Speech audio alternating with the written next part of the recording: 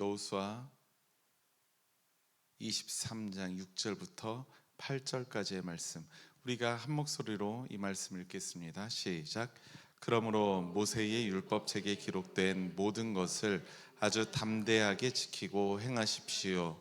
그것을 벗어나 좌로나 우로나 치우치지 마십시오. 당신들과 이웃한 남아있는 이 나라들과 사귀지 말며 그 신들의 이름을 부르거나 그 이름으로 맹세하지도 마십시오. 그것을 섬기거나 경배하지도 마십시오.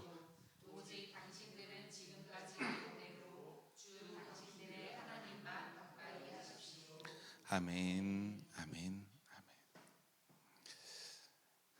오늘 여호수아서 이제 말씀을 마치게 됩니다. 오늘 이 더운 날씨, 여름이 시작되는 이 날에도 우리가 함께 예배하고 또 하루의 삶을 살아오셨죠. 오늘도 여러분들 정말 수고 많으셨습니다. 사랑하는 인규가 휴가차 집에 왔는데도 수요일 예배에 함께 참여했고 너무 고맙고 너무 좋습니다. 우리가 인규가 군생활 안전하고 또 건강하게 잘 마칠 수 있도록 성도 여러분들도 인규 기억하면서 늘 중보하고 기도해 주시기를 간절히 소망합니다. 우리 지난주에 여호수아서 22장까지의 말씀을 보면 이제 약속의 땅 가나안에 들어선 이스라엘 백성들을 위해서 여호수아는 또 이스라엘 공동체는 땅 분배를 마쳤습니다. 하나님의 백성들을 위한 약속이 이제 비로소 성취되었다라고 우리가 볼 수가 있겠죠. 하지만 지난주에도 제가 말씀드렸다시피 가나안 땅을 분배받는 그 약속의 성취가 모든 것의 마침표가 되는 것이 아니었습니다. 어쩌면 이 가나안 땅을 분배받는 것은, 땅을 그들이 소유하게 된 것은 하나님의 백성이 된 마침표가 아니라 하나님 백성으로 살아가는 삶의 그 한 가지 과정, 어쩌면 쉼표의 역할을 하는 부분이다라고도 말할 수 있을 것 같아요. 오늘 우리가 보게 될 여호수아기 마지막 부분은 그 사실을 우리에게 여실히 보여주고 있습니다. 땅 분배로 모든 것이 끝난 것이 아닙니다. 더 중요한 과정이 그들에게는 여전히 남아 있는 것을 볼 수가 있어요. 여호수아기 마지막 부분, 이스라엘의 지도자 여호수아의 상황을 이렇게 소개하면서 시작을 하고 있는데요. 23장 1절의 말씀 함께 읽어볼까요? 시작. 주님께서 주변의 모든 원수를 멸하시어 여호수아도 나이가 많이 들었고 늙었다. 아멘. 여호수아 1장을 볼 때에는 왠지 이 정탐꾼으로 갔다 와서 이스라엘의 모세의 후계자가 된 장면을 볼 때는 여호수아가 젊은 느낌으로 우리에게 다가오잖아요. 모세와 이제 반대편에 있는 상반된 이미지가 우리에게 있다 보니까 강력한 이제 리더십의 소유자 젊은 여호수아의 느낌을 받습니다. 그런데 오늘 말씀은 완전히 그 이미지를 뒤집는 말씀이 나오죠. 물론 그간의 시간이 많이 흘렀기 때문에 이 여호수아의 이제 노쇠한 모습이 드러나고 있는 겁니다. 이미 여호수아는 나이가 들었고 늙었습니다. 그러므로 여호수아는 자신 이후에 있을 이 잠재적인 위기에 대하여 백성들에게 알려야 했고요, 대안도 마련을 해야 했던 것입니다. 그 시기가 얼마나 위기인 시간인지는 그 누구보다 여호수아가 잘 알지 않겠습니까? 왜냐하면 그 시기를 여호수아는 직접 겪었었잖아요. 민족의 지도자, 이스라엘을 출애굽시켰던 이 모세의 리더십이 이제 여리고 성까지, 가나안 땅까지 이어지지 않았고 모세는 요단강을 건너지를 못했잖아요. 그러니까 이제는 모세의 부재의 시간을 여호수아는 겪어왔던 경험이 있습니다. 그러니 이제 자신도 없어지는, 이제 자신도 이제 소멸해 가는 그 시간을 위하여, 그 위기에 대하여 그 누구보다 잘 인지하고 있었을 겁니다. 그래서 여호수아는 이스라엘의 장로들과 우두머리들과 재판장들과 관리들, 그런 리더들을 불러다가 아주 중요한 이야기를 전달하고 있는 장면이 바로 여호수아 23장과 24장의 말씀이라고 볼 수가 있어요. 여호수아 한 사람에게 집중된 이스라엘 공동체의 리더십을 어떤 한 사람에 이양하는 것이 아니라 여러 지도자들에게 분산해서 계승시키려고 하는 것입니다. 이양시키려고 하는 거예요. 23장 3절과 4절을 보니까 여호수아는 여러 지도자들에게 두 가지를 상기시키고 있습니다. 하나는 뭐냐면 이겁니다. 읽겠습니다. 시작. 하나님이 이스라엘의 편이 되어 쌓아 주신 일, 이것을 상기시키고 있어요. 그러니까 하나님이 지금까지 우리들 편에서 저 가나안의 이방 족속들과 어떻게 싸우셨는지를 기억시키는 것이죠. 두 번째, 시작. 정복한 땅을 각 지파에게 나누어 주신 일. 네, 이 두 가지를 이제 이스라엘 백성들 또 지도자들에게 알려주고 있어요. 다시금 너희들이 이것을 꼭 반드시 기억해야 한다라는 것이죠. 앞으로 이스라엘 공동체가 가나안 땅에서 정착하여 살아갈 때 필요한 그 시기 동안에 가장 필요한 핵심 기억이 바로 이 두 가지다라는 것을 여호수아는 보여주고 있는 것입니다. 그러한 기억이 왜 필요한 것이냐면 여전히 가나안 땅에는 이방의 부족들이 자리를 잡고 있었어요. 그들이 다 사라진 것이 아니었습니다.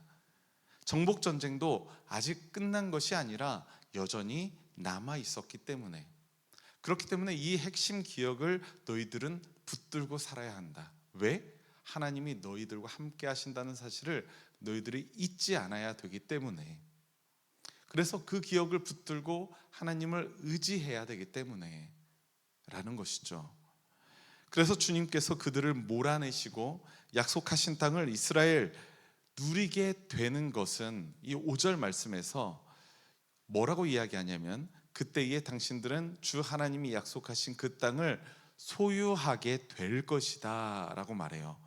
소유하게 될 것이다 라는 것은 이루어진 일입니까? 지금 이루고 있는 겁니까? 아니면 앞으로 이룰 것이라는 겁니까?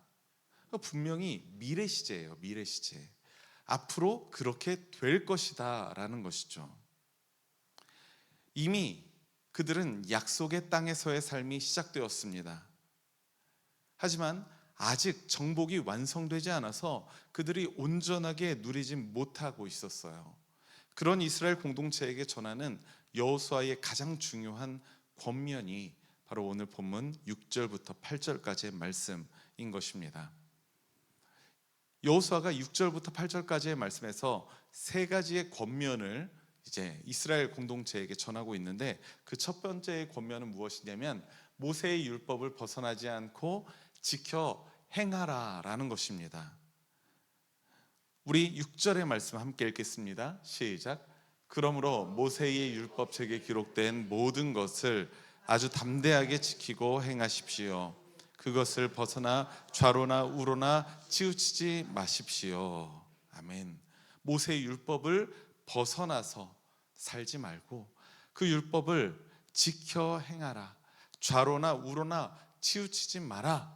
그러니까 정도를 걷는데 그 정도가 무슨 길이에요? 하나님의 말씀의 길을 일하는 거예요. 여호수아의 두 번째 권면은 무엇입니까? 혼합하지 말아야 된다라는 것입니다. 무엇과 혼합되지 말라는 거예요?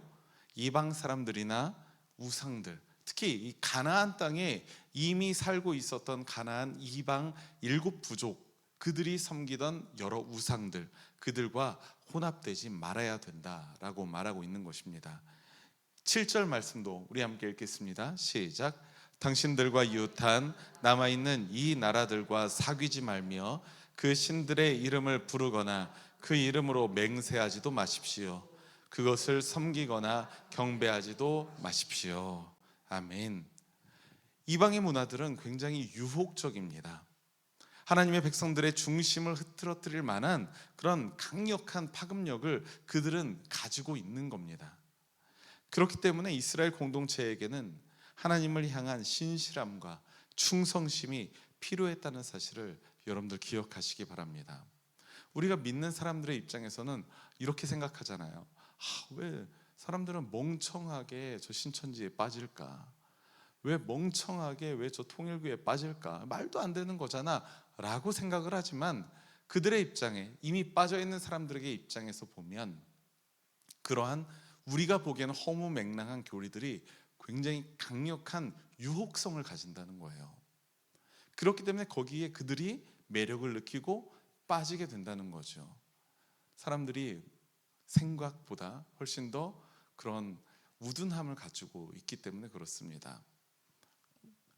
그런 우둔함이 사람들에게 없다면 이 세상의 모든 사기 범죄는 없어야 맞죠.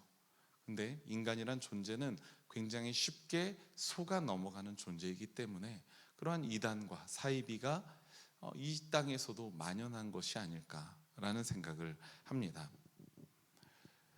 세 번째 권면도 있습니다. 세 번째 권면은 하나님만 가까이 하라라는 것입니다. 8절 말씀 우리 함께 읽겠습니다. 시작. 오직 당신들은 지금까지 해온 대로 아멘. 주 너희 하나님만 가까이 하라. 하나님을 가까이 하라는 것은 하나님의 그 울타리 안에 머물러 있는 것을 말합니다. 하나님이 저기에 계시고 우리가 하나님으로 달려가는 형국이 아니에요. 왜냐? 하나님이 먼저 우리에게 다가오시기 때문에. 그러니까 우리가 하나님과 가까이 하라는 것은 무슨 의미입니까?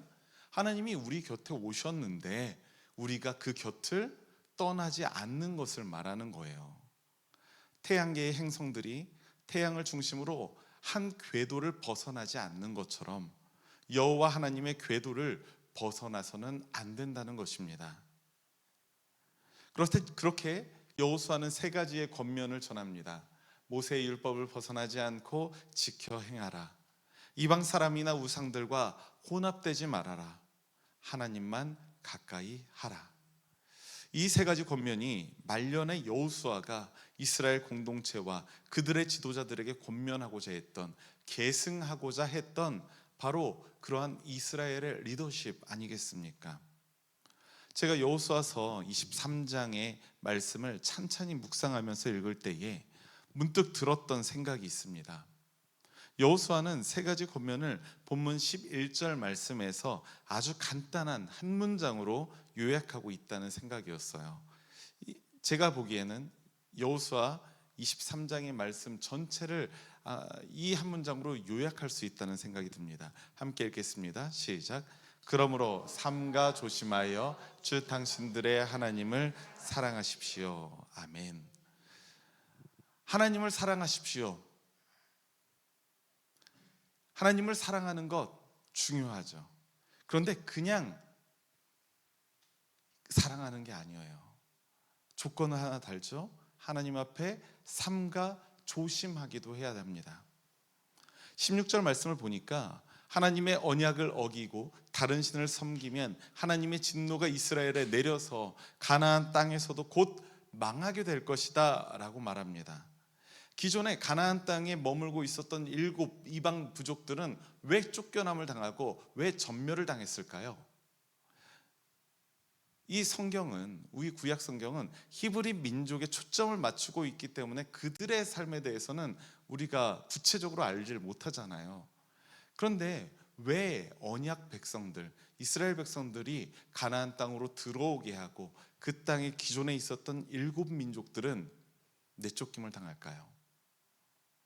기존에 가나안 땅에 살던 7 이방 부족들이 그렇게 내쫓김을 당했던 이유는 그들이 바로 하나님을 섬기지 아니하고 다른 신을 섬기고 주의 말씀을 외면하였기 때문에, 여호와 하나님을 배반하였기 때문에 그 반역의 죄의 심판으로 그들은 가나안 땅을 벗어날 수밖에 없었다라고 이해하는 것이 일반적인 성서학자들의 이해입니다. 그런데 이스라엘 백성들, 이제 막 가나안 땅에 들어온 이스라엘 백성들도 다르지 않다라는 것이 핵심 주제입니다. 너희들도 하나님의 언약을 어기고 다른 신을 섬기게 되면 너희들도 저 이방 부족들처럼 내쫓김을 당하고 망하게 될 것이다 라는 것을 전하고 있는 것입니다. 이제 이스라엘 공동체는 가나안 7 부족을 반면교사 삼아서 하나님의 백성이라는 정체성에 걸맞는 삶을 살아야 하는 그러한 의무가 있는 거예요.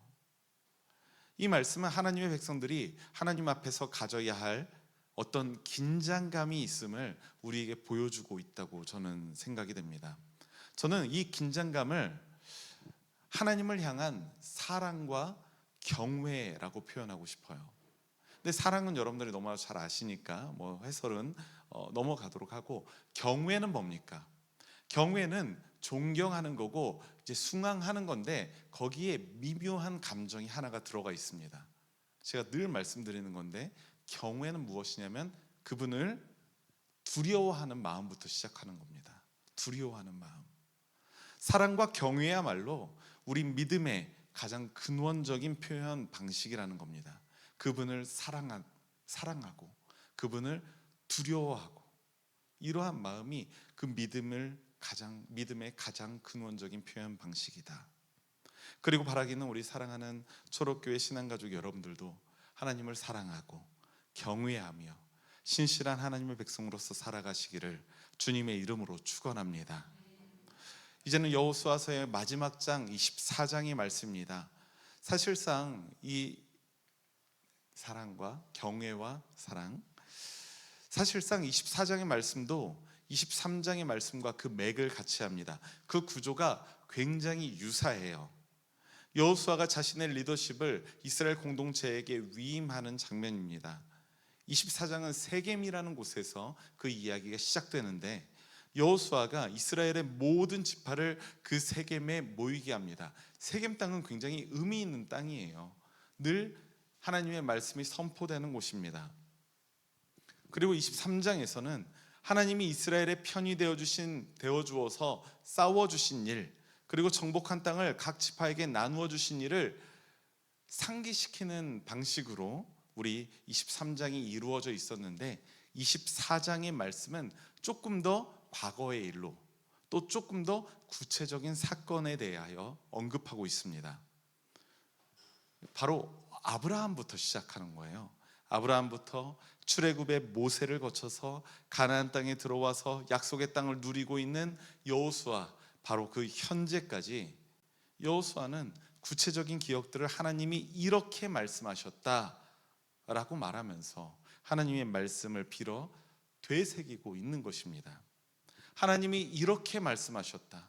근데 이렇게 말씀하신 게 아브라함부터 여호수아까지 하나님이 이렇게 너희들에게 행하셨다라는 거예요. 그것을 너희들은 가슴 깊이 되새겨야 한다, 기억해야 한다라는 것이죠. 그리고 나서 진정으로 전하고 싶은 메시지를 24장 14절 말씀에 담아내고 있습니다. 우리 함께 24장 14절 말씀 함께 읽겠습니다. 시작. 이렇게 말씀하셨으니 당신들은 이제 주님을 경외하면서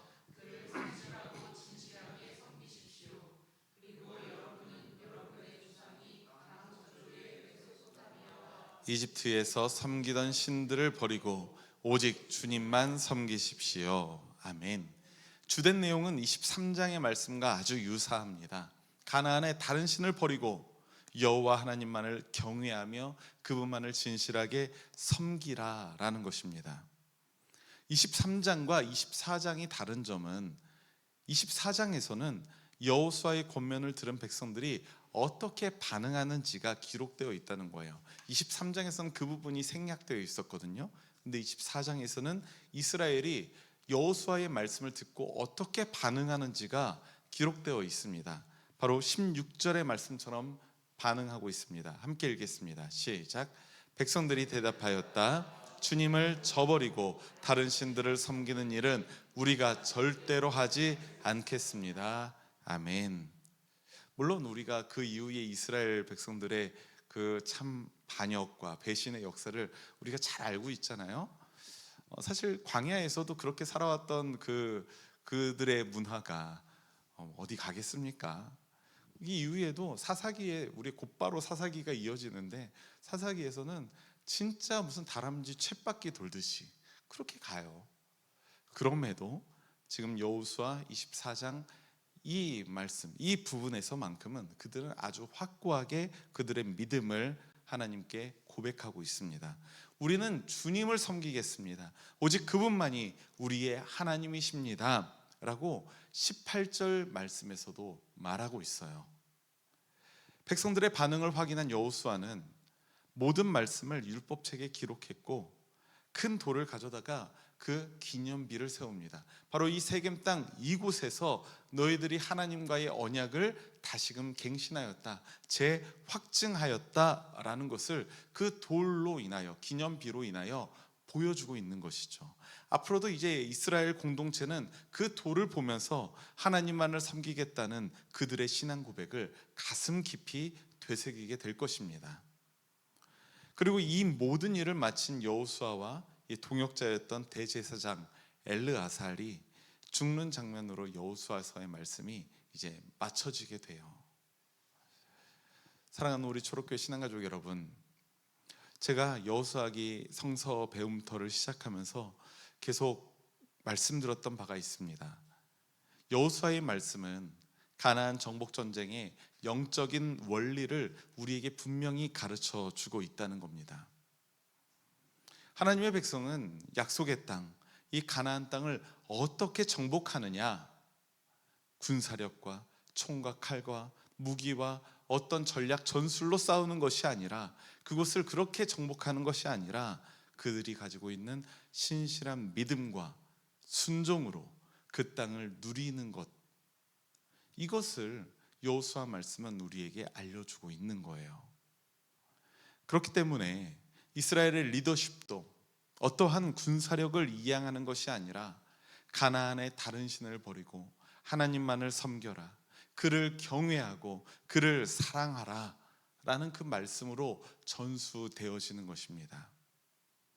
그것을 여호수아는 알고 있었던 겁니다. 이스라엘 공동체가 그들의 군사력으로 가나안 정복 전쟁을 이끌고 간 것이 아니라 그들이 하나님만을 섬기며 그 믿음을 갖고 하나님을 경외하며 순종할 때 그 땅을 그들이 누릴 수 있었다는 것을 여호수아는 분명하게 알고 있었다는 겁니다. 한마디로 말하자면 여호수아는 이스라엘 공동체에게 결단을 요구하는 거예요. 24장 15절 말씀에 그 문구가 나옵니다. 이런 문구예요. 함께 읽겠습니다. 시작. 당신들이 어떤 신들을 섬길 것인지를 오늘 선택하십시오. 나와 나의 집안은 주님을 섬길 것입니다. 아멘. 이 부분을 가지고서 주일날에도 몇 번 제가 말씀을 전했던 것 같은데 제가 좋아하는 말씀이기도 합니다. 그리고 제가 이 말씀을 볼 때 맨 처음에 좀 실소를 금치 못했어요. 씩 웃었습니다. 왜냐하면 왠지 이런 느낌이 들기 때문에 그래요. 제가 우리 도서관과 교회 아이들을 데리고 이제 아이스크림 가게에 딱 가서, 자, 너희들 먹고 싶은 거 다 먹어. 나는 조스바. 짜장면 집에 딱 가서, 야, 너희들 먹고 싶은 거 다 먹어. 나는 짜장면 보통. 이라고 말하는 것과 되게 비슷하지 않습니까? 너희들은 선택해라. 그런데 나와 내 집은 하나님을 섬길 것이다 라는 것은 무슨 말이에요? 너희들 메소포타미아와 가나안에 있는 그 7부족이 각각 섬기는 여러 신들이, 다신을 믿는 여러 문화들이 여기에 딱 있다. 그러니 너희들이 한번 선택해 보아라, 골라 보아라 라는 의미예요? 그렇지 않습니다. 그 말이 아니에요. 이 선택지가 많이 있는 이 다신의 문화 속에서, 이 유혹적인 문화 속에서 너희들은 반드시 하나님을 섬기는 하나님의 백성이 되어라 라는 것이 여호수아가 전하고 있는 말씀인 줄 믿습니다. 신앙생활은 선택의 연속입니다. 우리 사랑하는 초록교회 신앙가족 여러분들도 늘 그 선택의 기로에 놓이게 될 것입니다. 여기서 우리가 반드시 기억해야 할 것이 있어요. 헬라어로 코람데오라고 말하는데요, 하나님 앞에서라는 겁니다. 하나님 앞에서. 우리의 선택과 우리의 결단의 기로는 늘 하나님 앞에서 이루어진다는 사실을 우리가 반드시 기억해야 할 줄 믿습니다. 그렇기 때문에 하나님의 백성인 우리는 그분을 사랑함과 동시에 두려워해야 되는 거예요. 경외해야 된다는 것입니다. 우리에게 수많은 선택지가 깔려 있지만 그곳에서 우리에게 선택하는 자유는 있겠죠. 그런데 그 자유로운 선택에 대하여 그는 반드시 책임을 져야 된다는 겁니다. 가나안 땅에서 이제 내쫓김을 당하는 이방 7부족이 있듯이 또 이스라엘 공동체에게도 여호수아가 너희들이 그런 꼴을 당하지 않도록 너희들은 하나님만을 섬겨라 라고 말하고 있듯이 우리도 그 메시지를 우리의 마음속에 기억해야 할 줄 믿습니다. 여호수아서의 말씀은 오늘로 마치지만 우리 성도 여러분들의 선택과 결단은 여러분들 평생토록 계속될 겁니다. 그때마다 여호와 하나님과 우리 주 예수 그리스도를 섬기기로 늘 선택하시는 저와 여러분들이 되시기를 간절히 소망합니다. 아무래도 제가 오늘날의 사람이라서 그런지 몰라도 그 수천 년 그 이스라엘 백성들보다 오늘날 현대인들이 훨씬 더 유혹적인 세상에 살아가고 있는 것 같아요. 하나님만을 섬기는 것이 굉장히 쉽지 않은 인생을 우리가 살아가고 있다는 겁니다. 그럼에도 불구하고 우리는 선택과 결단의 기로에 놓여 있습니다. 그럴 때 우리가 하나님 앞에 서 있음을 우리가 기억하고 하나님을 기쁘시게 하는 선택이 우리 가운데 있기를 소망합니다. 그래서 우리의 믿음과 순종으로 얻게 되는 그 아름다운 하나님의 나라를 하나님의 사랑과 은총으로 충만하게 누리시는 거룩한 하나님의 백성들이 되시기를 주님의 이름으로 축원합니다. 기도하겠습니다. 사랑과 은혜가 풍성하신 하나님, 오늘도 당신의 백성들이 하나님 나라를 풍성하게 누릴 수 있는 길을 알려주시고 가르쳐 주시니 감사합니다. 수많은 선택과 결단이 우리 앞에 놓여 있습니다. 그때마다 세상의 우상이 아닌 하나님을 섬기기로 결단하고 선택하는 우리가 되길 소망합니다. 주님을 더욱 사랑하고 경외하는 마음을 더해 주옵소서. 말씀으로 하나님의 마음을 배웠사오니 이 말씀이 우리의 삶으로 번역되는 귀한 은혜도 베풀어 주옵소서. 감사드리며 우리 주 예수 그리스도의 이름으로 기도드립니다. 아멘.